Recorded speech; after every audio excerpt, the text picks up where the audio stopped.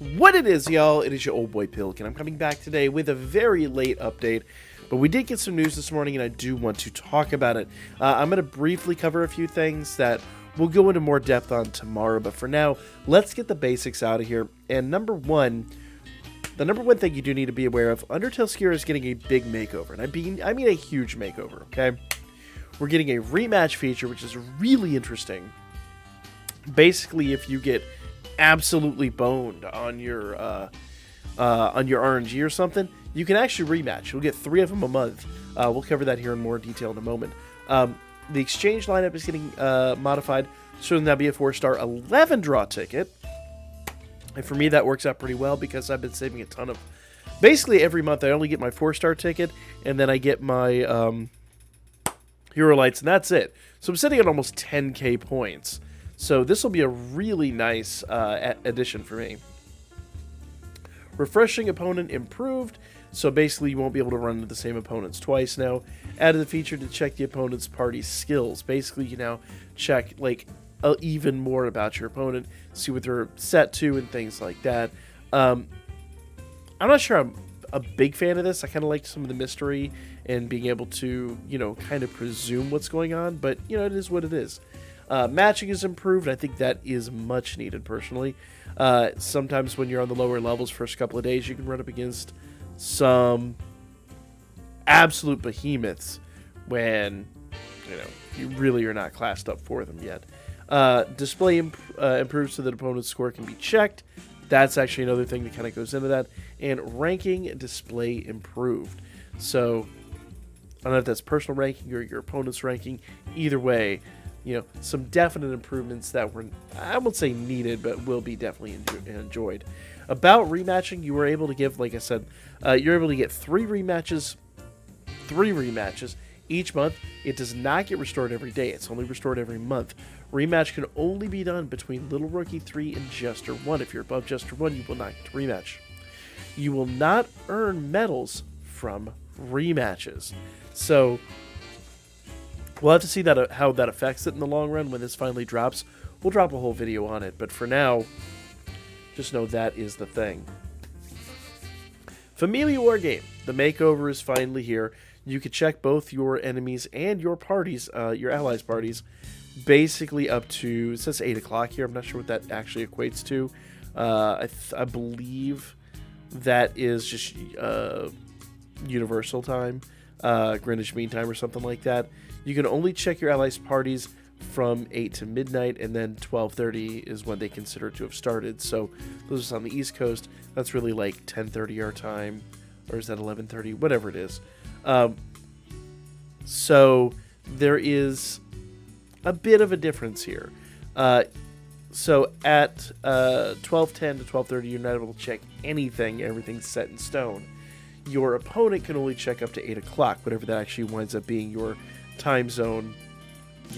It is what it is. It's basically the same thing we saw last time. They're just adding this element where you can't check your allies' parties. So all of your party switching and all of your checking your opponent needs to be done before 8 o'clock. Obviously, they can change after that. Any changes you make need to be done within the next 4-hour stretch. After that, everything's pretty much locked down and ready to go. We'll see how that plays out, but it doesn't seem like it's going to be that massive of a hurdle.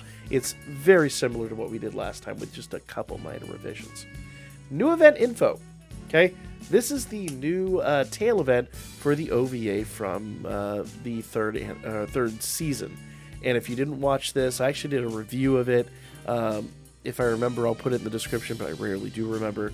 But I enjoyed this OVA. It had like really zero overlying implications for the franchise, but it was just a lot of fun. And we're going to be getting a free 4-star match out of it. So let's go ahead and talk about this event here. Now, anime Danmachi Season 3 OVA storyline. A hot spring facility suddenly appears in Arario, the Bath Springs god Diancecht. The place was crowded every day as a paradise that healed the tired people of the town, and of course, members of the Hestia familia stumbled in. They did, and it was hilarious. If you've not seen the OVA, it is absolutely hilarious. And It will now be available online and... I'm sorry, I say online, but like on Crunchyroll and things like that. But we're getting all the story and all that stuff tomorrow night regarding this. Okay? Hot Springs Saint Amid. So, Amid, let me pull up her details. I actually don't have the details on my screen at the moment. I'm not going to go over everything. I'm just going to go over, like, you know, a few of the main features. We'll cover them tomorrow in the Before You Summon video. But just know that, basically for Amid, her skill 1 is a foe's plural low thunder magic attack. Low thunder magic attack. Allies 35% HP regen, which is very nice.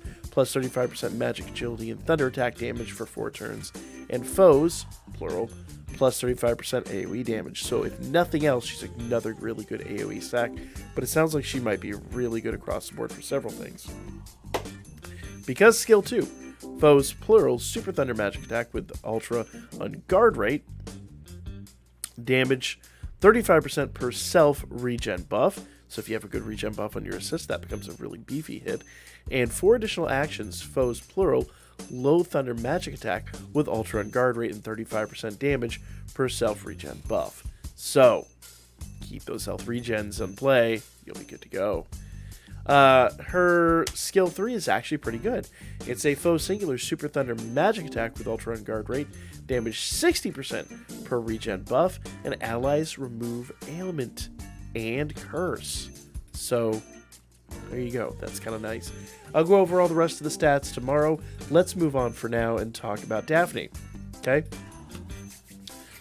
Daphne's skill 1 is an ally's 50% strength and self, agility, dex, and thunder attack damage plus 80% for 4 turns. 4 additional actions, foe singular, mid-thunder physical attack with damage increasing in proportion to agility, and her agility is going to be off the charts.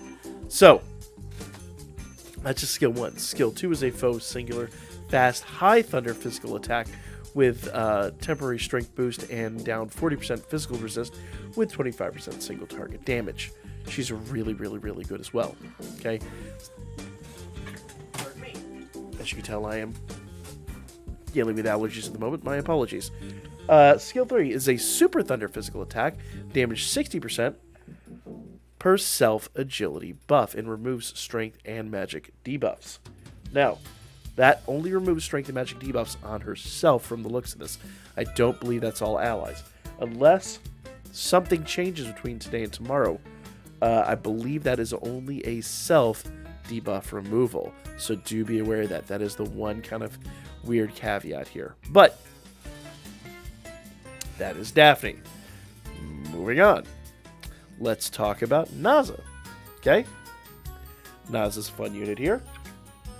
And if you're wondering why their outfits are melting, if you haven't watched the OVA, watch the OVA. It actually happens. It's hilarious. And it is super fan servicey, but it's a Hot Springs episode. I don't know what you expect. Skill 1 for Naza. Allies. Fast. 35% strength, magic, critical rate, and penetration rate, and 35% HP regen. Again, very nice. Skill 2 is a foe's plural super earth magic attack with ultra and counter rate and temporary magic boost and 40% sleep, and allies 1 physical null. Okay? Now, that is an ailment unit with regen. She's really kind of nice.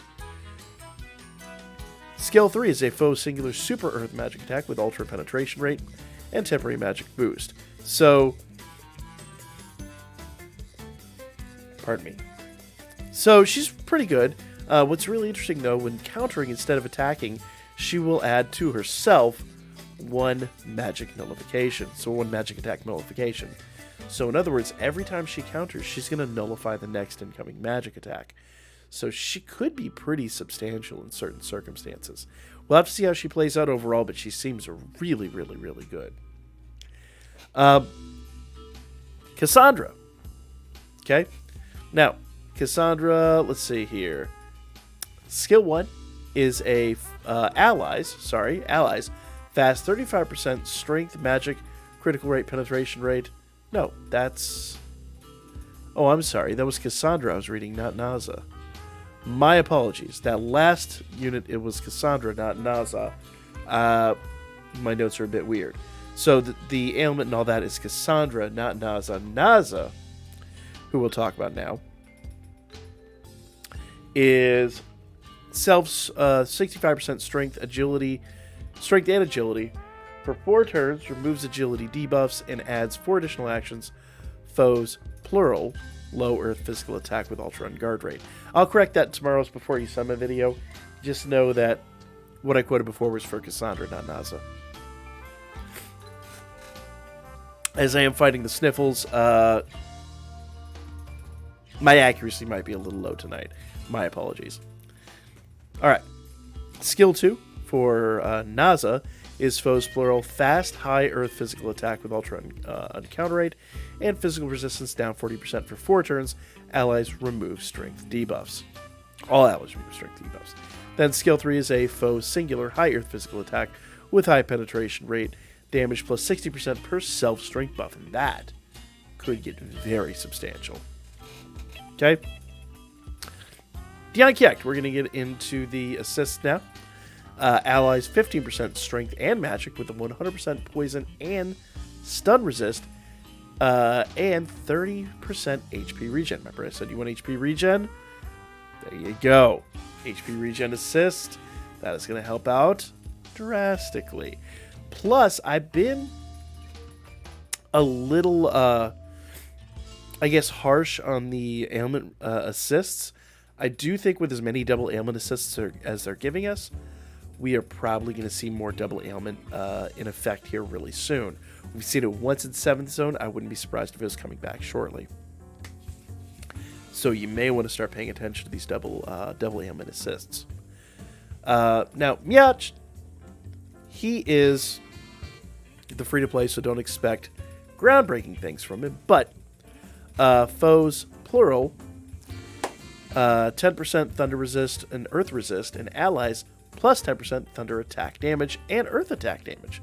So he is pretty handy for those teams. Not really the end of the world, but fairly handy for those teams. Now, the Singer Ais.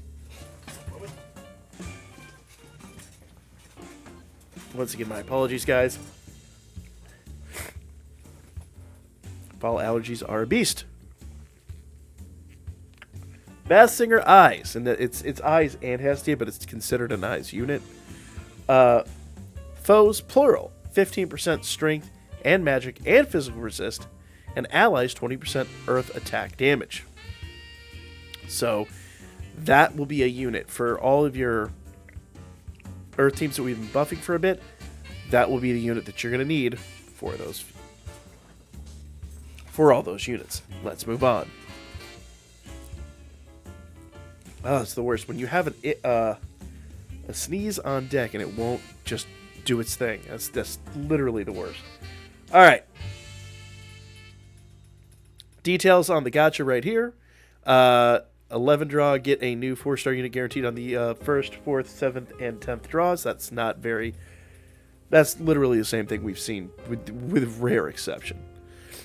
Okay, that's going to be the second banner. Nothing really too crazy or unusual there. I think Naza's probably one of the biggest takeaways from that. Now, this is happening next Wednesday. It says Thursday here. Remember, this is all JP time. Next Wednesday. Up to 231 draws, daily free 11 draw gacha available. This is for the Asia 3rd anniversary and Europe 2nd anniversary. We'll be getting some login bonuses. 2 special bundles will be available. Weapon upgrade support campaign will return. And we'll get this basically the free 11 draws every single day. That'll be really nice. That'll be really nice. How many of those did we say we got? 231, so a ton. I'm not going to do math right now, but a ton. Okay? Here's the longer bonuses we can expect to see. These are going to be really, really, really good stuff. And here's the ticket that basically we can get from the bundles. This looks really, really, really nice. Guaranteed 4-star. These will be, and all 4-star units you can draw are those added after October 2020. So, very nice. Here's the bundle breakdown. You'll have the A and the B per usual. Those will be Prism Bonds. During the anniversary, we usually see being Star Bonds. These will be Prism Bonds. And you're guaranteed 11 draw ticket times 2. 11 draw 4-star ticket times 2. Regular 11 draw ticket times 1. Ascension Fallen times 10. And Exilia Books times 50 for the large ones. Okay? Here's the other special bundles. We'll get the... these are for the gacha, it seems.